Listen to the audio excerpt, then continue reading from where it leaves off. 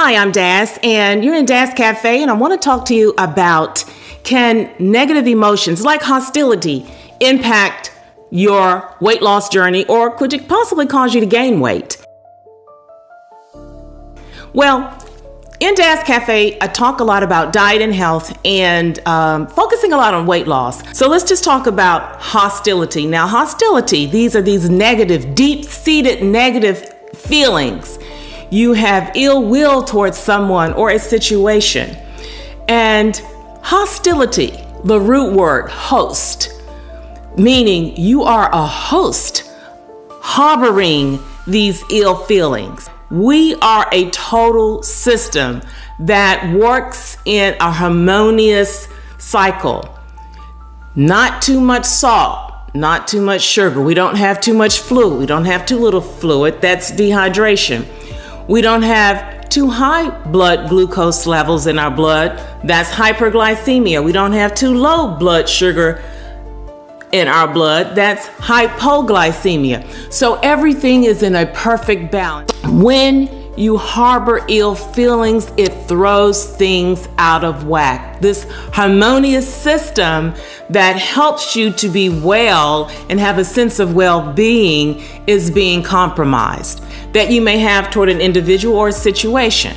And anytime that person even comes into the room, let's say you work with that individual, every time they even come in the room, you get all tense and drawn up and feeling hostile.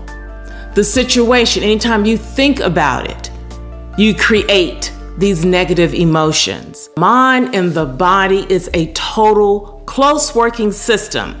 So the thoughts that we harbor affect our physical health. Now, when you are harboring these hostile feelings, it can cause chronic stress. The chronic stress can trigger the hormone cortisol. Cortisol can cause you to have an increase in your appetite. And if you have an increase in your appetite, then you're going to want to eat more. And the increase in your appetite is this cycle of cravings, and you crave these comfort foods. You don't crave celery sticks and alfalfa sprouts.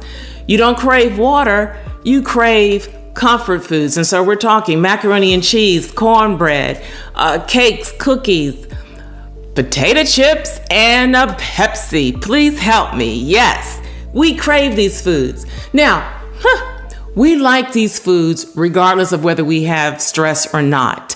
But when you are having chronic stress that is created because of your thought process, you crave them more. And so it's more difficult for you to want to stay on that weight loss journey, because if your appetite is increased, you're going to want to eat more. And you're craving the foods that are high in calories, high in fat. So that could make your weight loss journey just a little bit more difficult.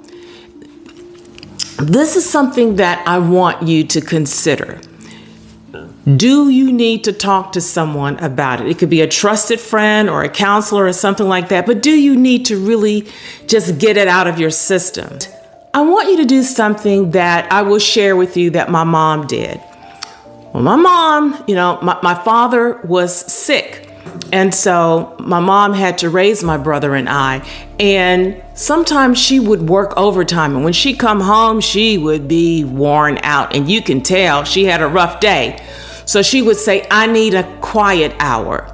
And we knew what that meant. She would go in her room, and we knew that unless it was something very important, that we're not to knock on the door and bother my mom during this quiet hour. And then when she would come out, she seemed like she was literally more composed.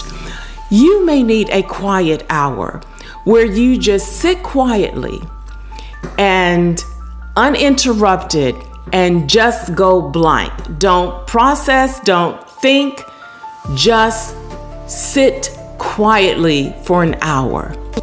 You may need to do that from time to time.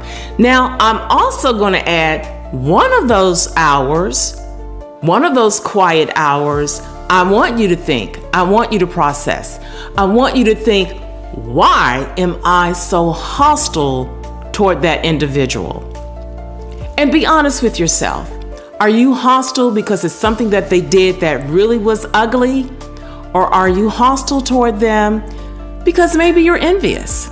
they got a position that you wanted. Maybe that's causing you to have hostilities.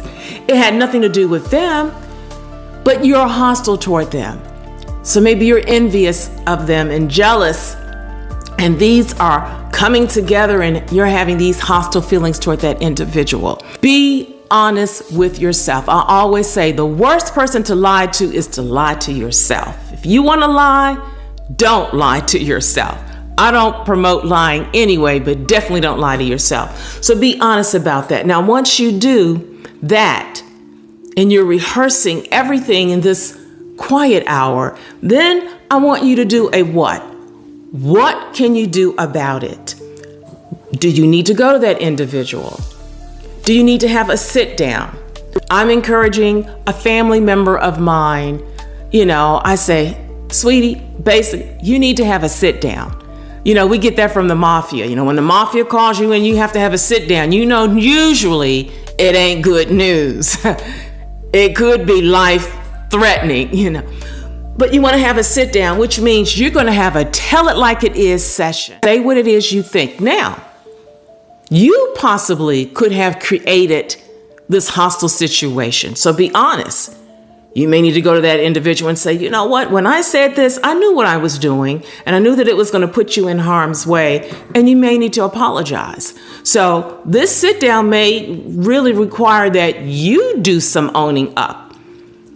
But now when you go into this situation or this sit down, understand this person may not align with what you want them to do. They may not agree with you. They may not apologize for the wrong things that they did, but that's okay because you can only govern yourself. You can't govern someone else.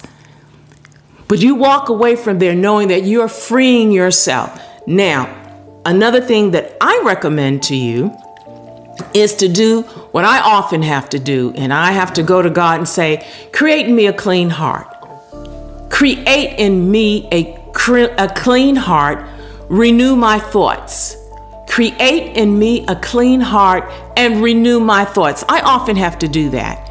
And then I depend on God to do what only He can do in and on my behalf. So that's something that I would recommend to you so that you can get rid of these hostilities and ask the Lord to help you to release these hostilities. And going into this new year, you don't want to take all that baggage from last year into this year. There'll be enough things in the new year. So let's do that. And I wanted to share that with you. Yes, there is a direct correlation between harboring hostile feelings, stress, the hormone cortisol, increasing your appetite, and weight gain. It's a 1, 2, 3. And we crave comfort foods when we are craving, and this cycle of cravings that is kicked in. We crave comfort foods, and those comfort foods, that's macaroni and cheese, that's pies, that's desserts, that's cake, that's cookies, that's potato chips and a Pepsi. Hey, but we like these foods regardless of whether we're stressed out or not, but we definitely crave these foods during this time. So I just wanted to let you know that there is that connection there, and I wanted to share that with you and share me with your family and friends. And look, if you're interested in losing weight, you may want to look at and check out the Boss Academy. That's that online weight loss course. Look at that. And I go over a lot of things. I go more in depth about emotions and things like that, meal planning. It's so much that I pack in there. It's not a long drawn out course. I get to the nitty gritty of what is important to help you on your weight loss journey. So definitely you want to check that out. And you may also want to check out that healthy meal planning weight loss kit. And all of that is to fortify you so that you can achieve good living. Well, anyway, I'm Das. I'm out, but I look forward to seeing you next show.